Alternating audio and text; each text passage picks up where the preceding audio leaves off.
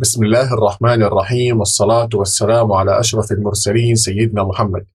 موضوعنا اليوم كيف بدنا نكتب كومنت داخل الكود. إيش يعني كومنت؟ أول شيء تعليقات. في البداية شو الهدف من هاي التعليقات؟ مثلا أنا بنيت فيديو داخل صفحتي وبدي أشرح لزملائي كيف الخصائص اللي بتكون داخل هاي الفيديو، واكتب اختصاراتها وأفهمهم كيف يستخدموا هاي التاج.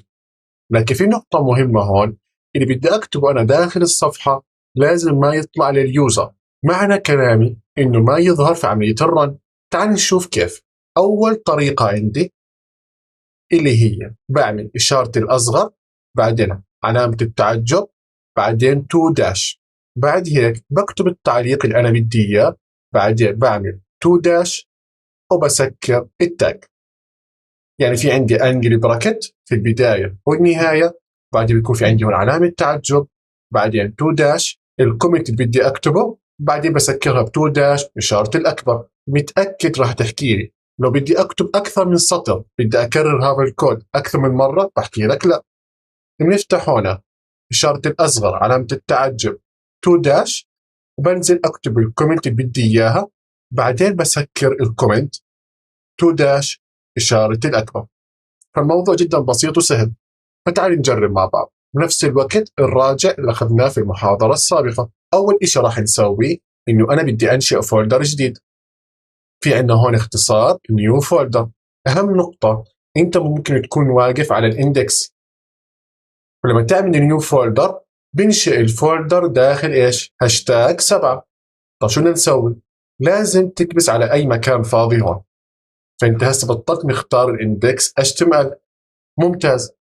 بعد هيك بعمل نيو فولدر مرة ثانية عشان الكل يكون مركز معي. أنا هسه هيك مختار الإندكس، اكبس على أي مكان فاضي، بطلت مختار ولا أي ملف. ساعتها بسوي نيو فولدر، وهذا الدرس التاسع، فبعمل هاشتاج 9 داش، وبنحكي هون مثلا كومنت، وهاي انتر. بعد هيك داخل هذا الفولدر بنشئ ملف بسميه index دوت html. هتحكي ليش بتسمي index؟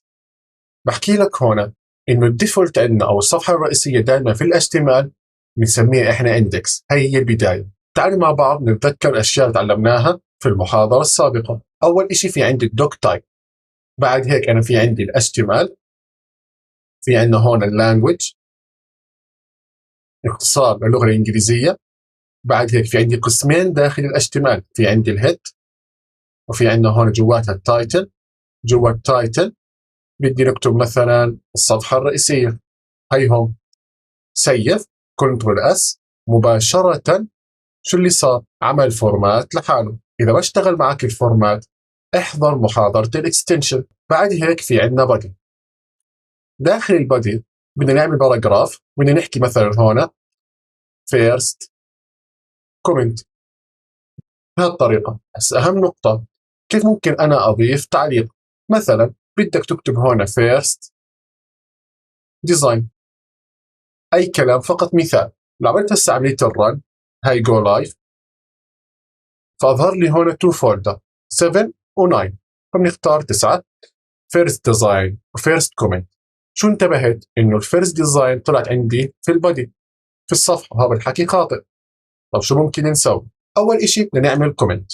في طريقه سريعه وسهله جدا، هي كنترول مع فورورد سلاش. ايش يعني فورورد سلاش؟ لازم تعرفها. هي هاي، هتلاقيها جنب الشيفت على اليمين. هاي كنترول وفورورد سلاش مباشره بيعمل الكومنت لحاله. طيب ممتاز. طب بدي اشيل الكومنت، كنترول وفورورد سلاش. هسه في نقطة مهمة، الناس اللي بتحضر لي معاها أجهزة الماك، بدل كنترول استخدم كوماند. فمرة ثانية، هاي كنترول فورورد سلاش. طب بدي اكتبها انا بكل بساطة، إشارة الأصغر، علامة التعجب، تو داش، مباشرة راح يسكر لحاله. هاي أوريك إياها مرة ثانية. هاي تو داش 1 2 يسكر لحاله مباشرة، وبكتب التعليق اللي بدي إياه. تمام؟ أي تعليق أنت بدك إياه، أي كلام. احنا اتفقنا هسه ممكن تعمل انت تعليقات على اكثر من سطر. ان شاء الله كل محاضراتنا راح يكون فيها كومنت. اي فكره راح اشرح لك اياها راح اوضح لك اياها في التعليق. فمثلا عندنا خلينا نحكي واحد انستول فيجوال ستوديو كود. بعدين النقطة الثانية في عندنا خلينا نحكي extension فيجوال ستوديو كود.